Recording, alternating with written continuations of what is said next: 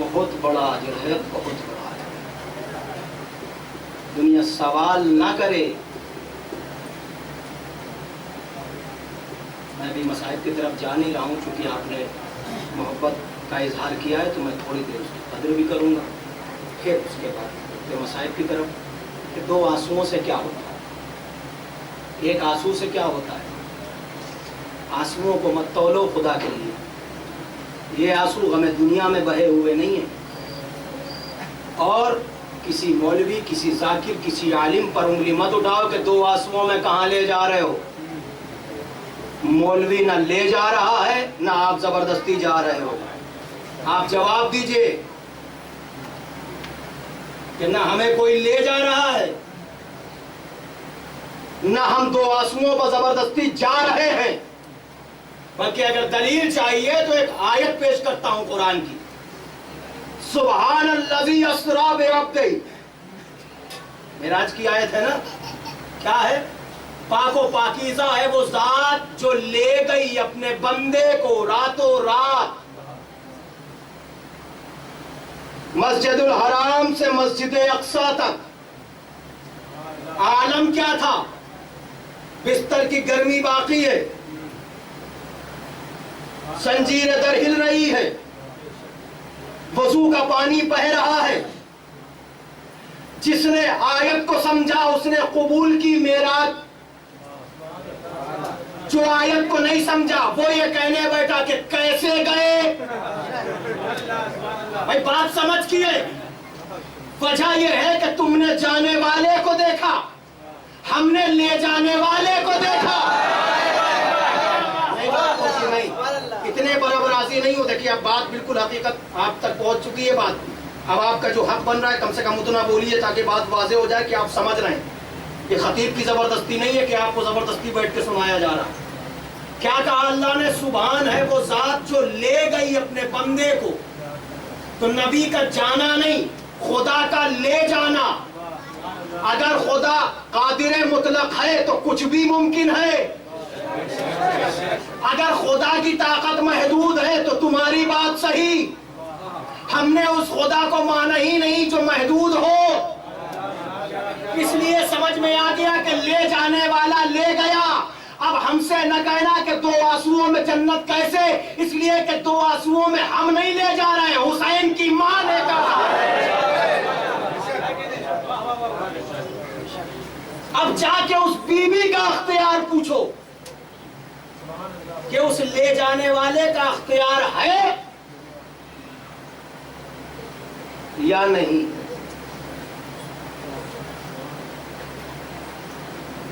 یہی تو کہا تھا تیرے جنت پہ بیٹھ جاؤں۔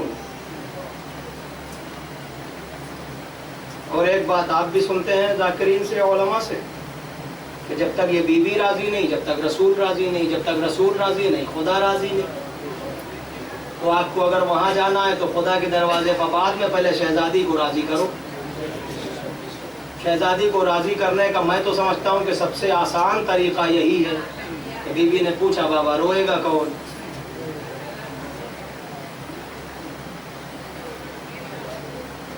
بس انشاءاللہ اب کل سے گفتگو ہوگی۔ فضائل و کمالات جب آپ دیکھتے ہیں، سنتے ہیں، پڑھتے ہیں تاریخ میں تو دل خوشی سے جھوم اٹھتا ہے۔ یہی فرمایا ہے مولا نے کہ ہماری فضیلتوں کو ایسے سنو جیسے بادشاہ ہو۔ جب ہماری مصیبتیں بیان ہو تو غریبوں کے غریب، کائنات میں کوئی گھر ایسے نہیں اجڑا جیسے فاطمہ کا۔ میں شبوں کی مجلسوں میں کوشش یہ کرتا ہوں کہ روایت وار کچھ باتیں آپ تک یوں ہی رفتہ رفتہ پہنچیں گی اور آپ محسوس کریے، بس کوشش یہ کریے گا۔ ماہ مبارک کی یہ وہ فصل ازا ہے کہ کائنات یتیم ہو۔ یہی علی کی جس کو دیکھ کے خدا کو پہچانا جا رہا ہے، اسی کوفے میں آواز اٹھی کہ علی کو جب ضربت لگی مسجد میں تو آواز اٹھی کیا علی نماز بھی پڑھتے تھے؟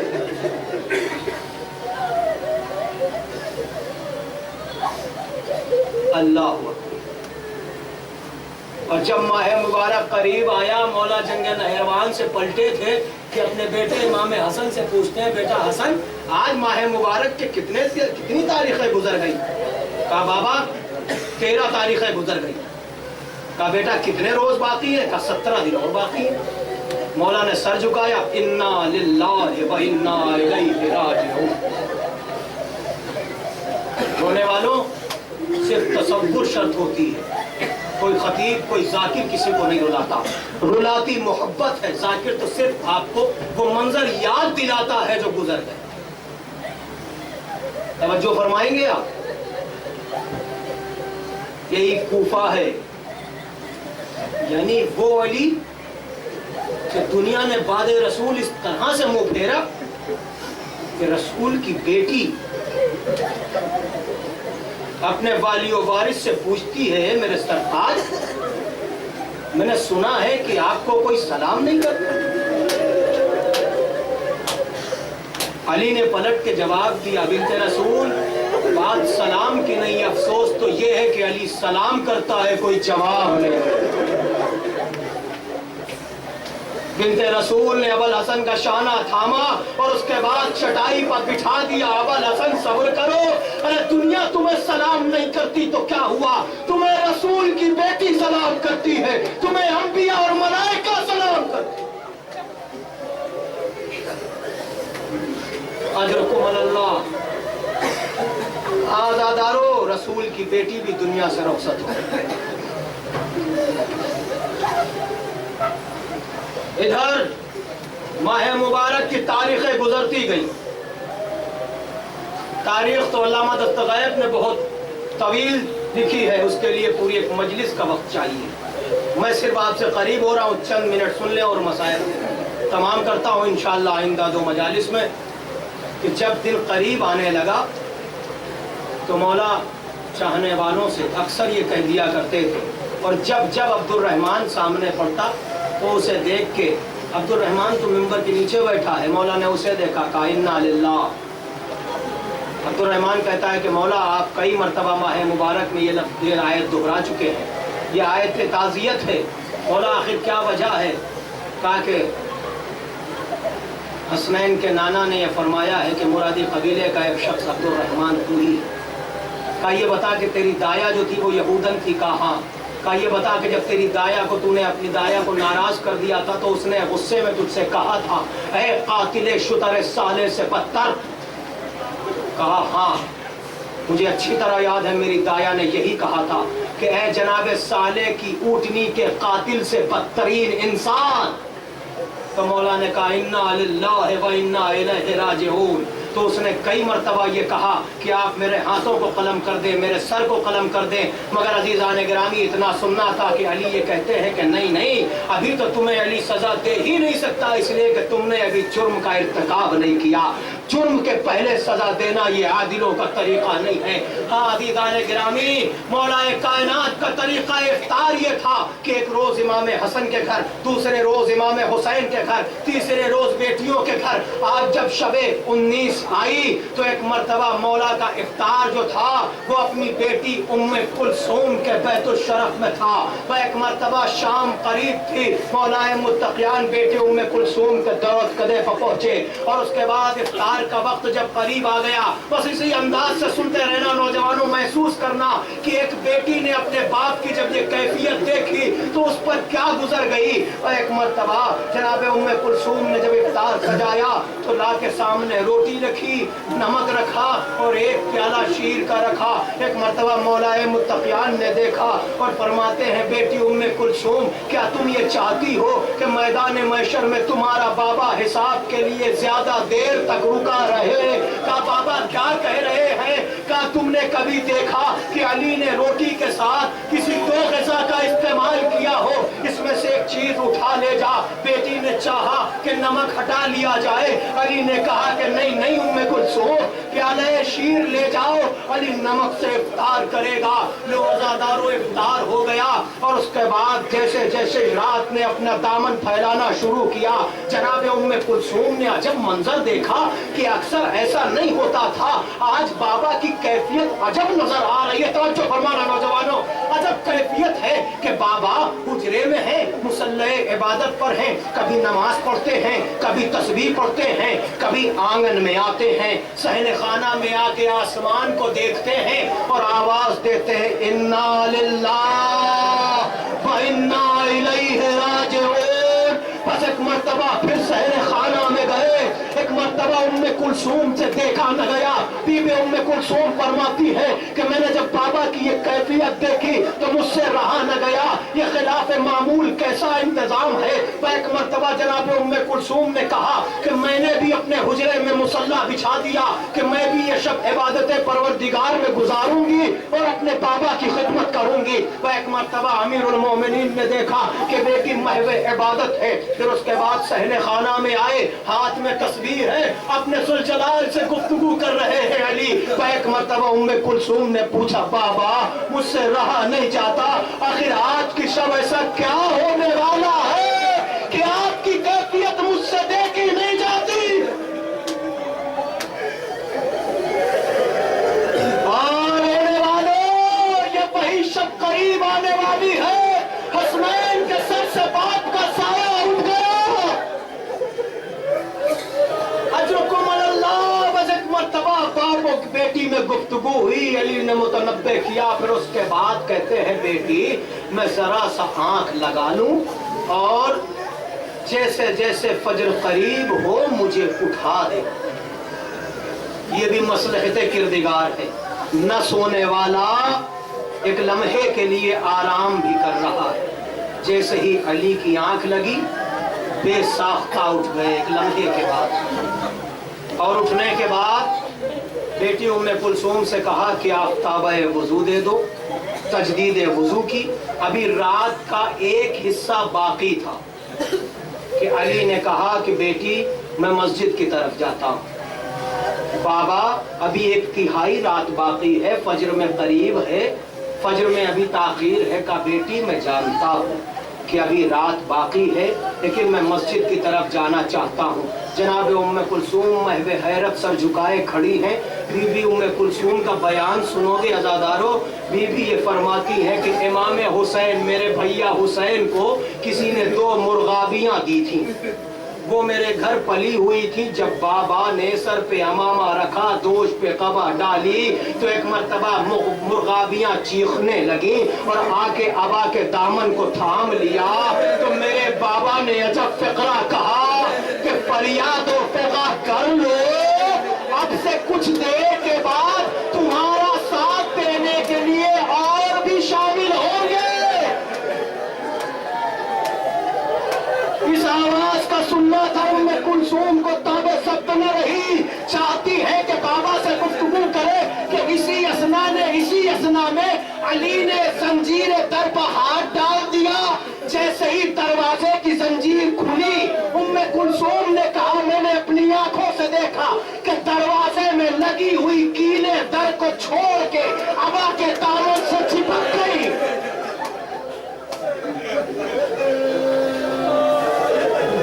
میں نے پوچھا بابا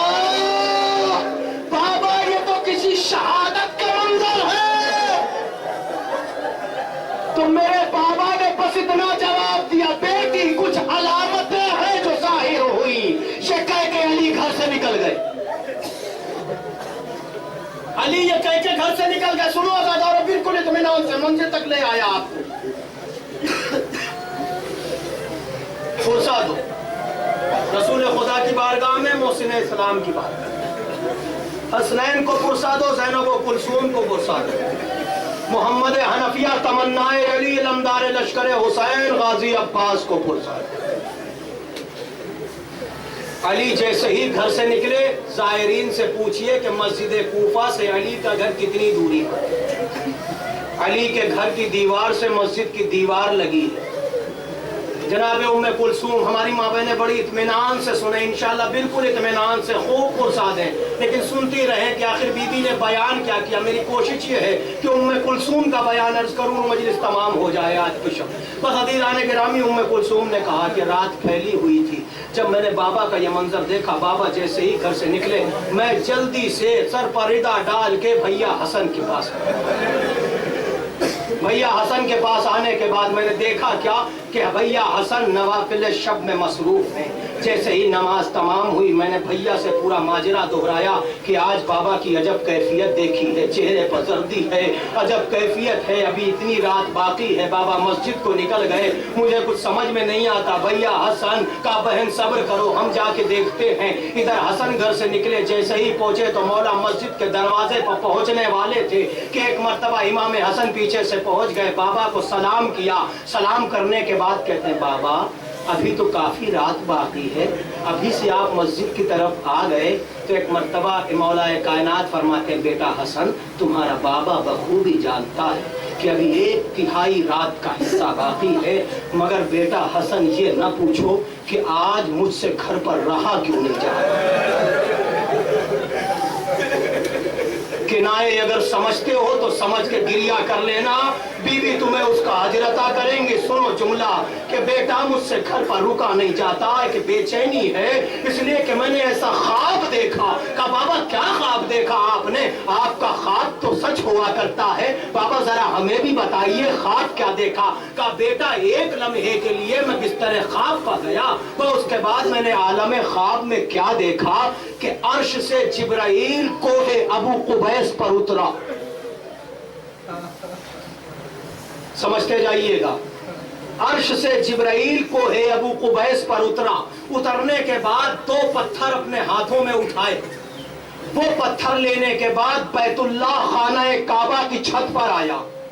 جبرائیل خانہ کعبہ کی چھت پر آیا, دونوں پتھروں کو آپس میں ٹکرایا, پتھر ریزہ ریزہ ہو گئے. پھر اس کے بعد وہ ریزے جبرائیل نے اڑا دیے, جس کی خاک مکے اور مدینے کے ہر گھر میں گری. سمجھا آپ نے کچھ اس خواب سے؟ حسن نے سنا, کہا بابا خواب تو سن لیا, بابا آپ نے اس سے تعبیر کیا لی؟ کہا بیٹا ویسے تو اللہ جو چاہے, اگر میرا خواب سچا ہے تو سنو حسن میری شہادت ہو, اور میری شہادت کا غم مکے اور مدینے کے تمام گھروں میں, اور تمام چاہنے والوں کے گھر ماتم کدے ہوں گے. یہ علی کہہ رہے ہیں, علی فرش پر بیٹھ کے فیصلہ کر کے جانا کہ اگر علی سے محبت ہے تو کم سے کم ان 3 شبوں میں ایسے کام انجام نہ دینا جو علی کو ناپسند ہے. علی کہہ رہے ہیں کہ ہر چاہنے والے کا گھر ماتم کدا ہوگا. صفے ماتم بچھانا نہ بچھا سکو تو جہاں مجلس ہو وہاں شریک ہو لینا. اتنا سنا کہ امام حسن کہتے ہیں کہ بابا ایسا کب ہونے والا ہے؟ کہا حسن تمہارے نانا نے تو ہمیں ماہ مبارک کے دوسرے عشرے کی آخری تاریخیں بتائی تھی. کہا بابا وہ تاریخیں تو آ گئیں. کہا حسن وہ وقت بھی قریب آ. حسن نے ہاتھوں کو جوڑا. اکثر نوجوان یہ سوال کرتے ہیں علی مسجد میں ہیں, حسنین نہیں گئے تھے؟ سنو یہ حکم پروردگار کیا ہے, یہ حکمت الہیہ کیا ہے, یہ ان کی ولایت کے اسرار کیا ہیں. جیسے ہی ہاتھوں کو جوڑا, بابا میں بھی یہ چاہتا ہوں کہ میں آپ کے ساتھ ساتھ رہوں. علی نے کہا نہیں حسن تم گھر واپس جاؤ, ابھی رات کافی ہے, تھوڑا آرام کر لو, پھر فجر میں آ جانا. امام حسن نے کہا بابا اجازت دیجئے میں ساتھ رہوں. تو مولا نے کہا حسن تمہیں علی کے حق کا واسطہ واپس جاؤ. حجت کا حکم ہے, حجت خدا کا حکم ہے, تمہیں علی کے حق کا واسطہ. کس کی مجال تھی کہ اگر حسنین جیسے جیالے مسجد میں ہوتے علی کے سر پر ضربت لگتی. میں ایک مرتبہ واپس کیا, ادھر حسن واپس ہوئے تو جناب ام کلثوم کیا فرماتی ہیں کہ میں درے دولت کدے پر کھڑی تھی, بابا اور بھیا کی گفتگو سن لی میں نے.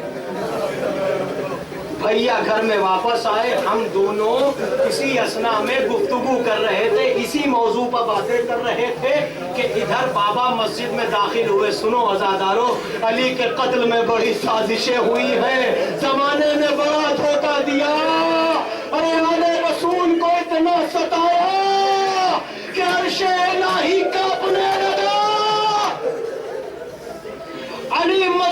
کوفہ میں داخل ہوئے، حسب معمول تمام سونے والوں اور اعتکاف والوں کو جگانا شروع کیا۔ محراب عبادت پر پہنچے، تہجد سے فارغ ہوئے، تہجد سے فارغ ہونے کے بعد سب کو جگانا شروع کیا۔ جگاتے جگاتے مسجد کے کونے میں پہنچے جہاں ملعون عبد الرحمن ابن ملجم لیٹا ہوا تھا، منہ کے بل لیٹا تھا۔ علی پہنچے اور جانے کے بعد کہتے ہیں، اے بندہ خدا، اذان کا وقت قریب ہے، اٹھ جا،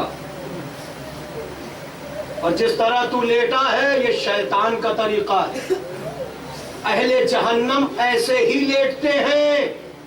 علی کہہ رہے ہیں اہل جہنم ایسے ہی لیٹتے ہیں۔ علماء کی طرح لیٹنا ہو تو داہنی کروٹ لیٹ، حکماء کی طرح لیٹنا ہو تو بائیں کروٹ لیٹ، انبیاء کی طرح لیٹنا ہو تو پیٹھ کے بل لیٹا کر۔ اور کیا تو یہ چاہتا ہے کہ میں تجھے بتاؤں کہ تو نے اپنے کپڑوں کے اندر کیا چھپا رکھا ہے، اور تجھے تیرا ارادہ بتاؤں کہ آج تو کیا کرنے والا ہے؟ لیکن اتنا یاد رکھنا، جو ارادہ تو لے کے آیا ہے اس سے عرش الہی ہلے گا، زمین میں زلزلہ ہوگا، پہاڑ راستے سے ہٹ جائیں گے، عرش و فرش میں کوہرام مچے گا۔ یہ کہہ کے علی گلدستہ اذان پر بڑھ گئے۔ ادھر علی کی آواز اذان بلند ہوئی، اللہ اکبر۔ مجلس تمام ہونے کو آ گئی، رونے والوں ادھر علی نے اذان دی اور اس کے بعد گلدستہ عبادت پر آئے، محراب عبادت پر پہنچے، نافلہ فجر ادا کر رہے۔ کون ہے یہ؟ سردار اوصیاء، حسنین کا بابا، عالمین کا امام۔ صرف حسنین یتیم نہیں ہوں گے، کائنات یتیم ہوگی۔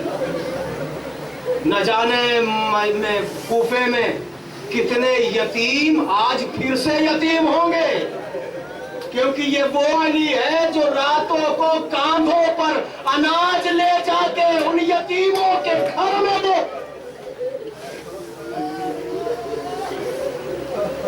نافلہ فجر کی دوسری رکعت، بس عزادارو بالکل متوجہ ہو جاؤ، مجلس تمام ہونے کو آ گئی۔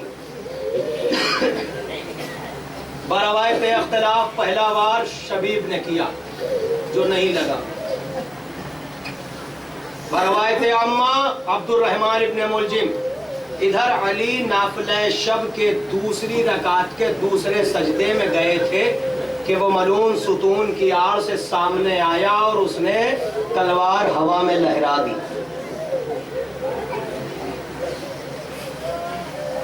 حذیفہ کا نام سنا ہے، دو جملے یہ بھی سن لو، نہ جانے کیا ہے ان فقروں میں کہ ارادہ نہ رکھتے ہوئے بھی یہ فقرے زباں پہ آ رہے ہیں۔ جب یہ شب آئی تھی نا تو مولا سے سب سن رہے تھے کہ مولا کو ضربت لگنے والی ہے، مولا شہید ہونے والے ہیں، تو چاہنے والے مولا کے گھر کو گھیرے بیٹھے رہتے تھے۔ جب یہ شب آئی ہے 19ویں کی تو مولا نے سب سے کہا چلے جاؤ چلے جاؤ چلے جاؤ۔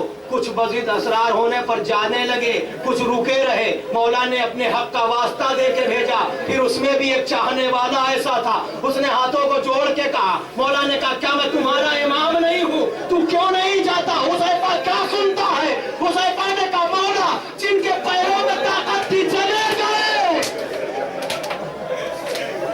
کہا حذیفہ علی کا حکم ہے واپس چلا جا۔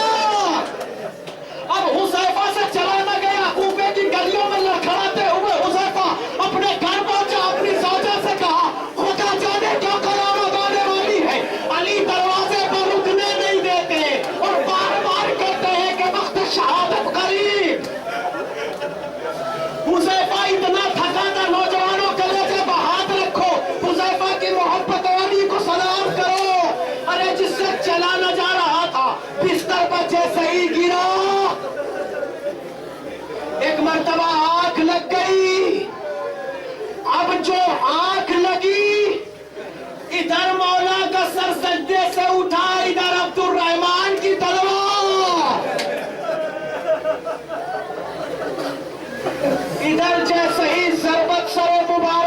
لگی خندق کا زخم تازہ ہو گیا، علی نے صبر کا مظاہرہ کیا، بسم اللہ و باللہ ملت رسول اللہ فزتو برب الکعبہ، خود کو سنبھالتے ہوئے علی کا سر سجدے کی طرف آہستہ آہستہ جانے لگا۔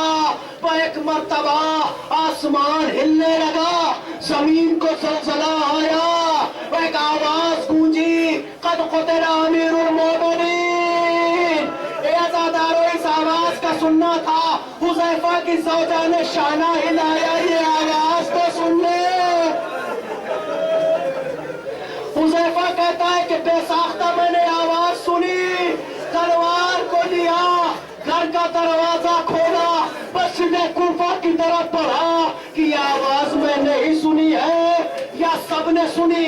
حذیفہ کہتے ہیں کہ یہ آواز مسلسل عرش سے آنے لگی، قد قتل امیر المومنین، قد قتل امیر المومنین۔ اور اس کے بعد عزیزان گرامی، جبریل نے عرش پر نوحہ پڑھنا شروع کر دیا، عرش و فرش لرزہ پرندام ہو گئے، آواز جبرائیل آئی، ارے ہدایت کا نظام منہدم ہو گیا، عروۃ الوثقی ٹوٹ گئی، ستارے قہر زدہ ہو گئے، داماد رسول مارا گیا، علی کے سر پر ضربت لگ گئی۔ لو عزادارو، اس آواز کا سننا تھا کہ ایک مرتبہ زینب و کلثوم سے رہا نہ گیا، ارے سر پر خاک ڈالی، دوڑتی ہوئی آئی، اے بھیا حسن۔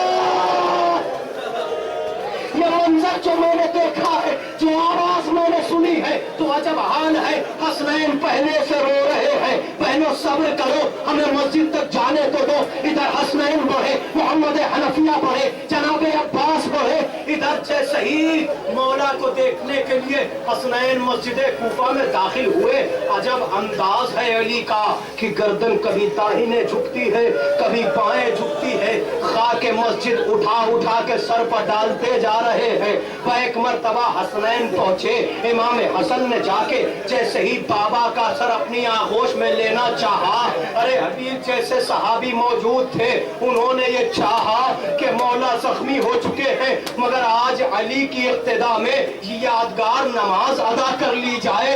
مولا کو اگر چاہتے ہیں کہ کھڑے ہو جائے تو مولا سے اٹھا نہیں جاتا۔ سنو عزادارو، ایک مرتبہ مولا نے فرمایا حسن پہلے نماز تمام کر دو۔ وہ ایک مرتبہ امام حسن نے نماز تمام کرائی، مولا علی نے اشارے سے نماز پڑھی، نماز پڑھنے کے بعد جیسے ہی بابا کا سر اپنی آغوش میں لیا، اے بابا یہ شقاوت کس نے کی، یہ ظلم کس نے پایا میرے مظلوم بابا؟ وہ ایک مرتبہ مولا فرماتے ہیں کہ عبد الرحمن ابن ملجم مرادی قبیلے کا، وہ ایک مرتبہ حسن پوچھتے ہیں بابا یہ بتائیے کیا آپ بتا سکتے ہیں کہ وہ ضربت لگانے کے بعد کس سمت گیا ہے؟ تو ایک مرتبہ علی فرماتے ہیں حسن گھبراؤ نہیں میرے لال، ابھی مسجد کوفہ کے باب کندہ سے ابھی اسے گرفتار کر کے یہیں لایا جائے گا، اے میرے لال صبر کرو۔ علی نے جیسے ہی اتنا کہا علی کو غش آ گیا۔ سنو عزادارو، مجلس تمام ہو گئی، ادھر علی کو غش آیا، حسن کی آنکھوں سے سیلاب اشک جاری ہونے لگا۔ اب حسن کے اشک جیسے ہی مولا کے رخ انور پر گرے نا، مولا کا جب چہرہ تر ہونے لگا، آنکھیں کھولی اور کہتے ہیں حسن تو ابھی اتنا رو رہا ہے میرے لال؟ حسن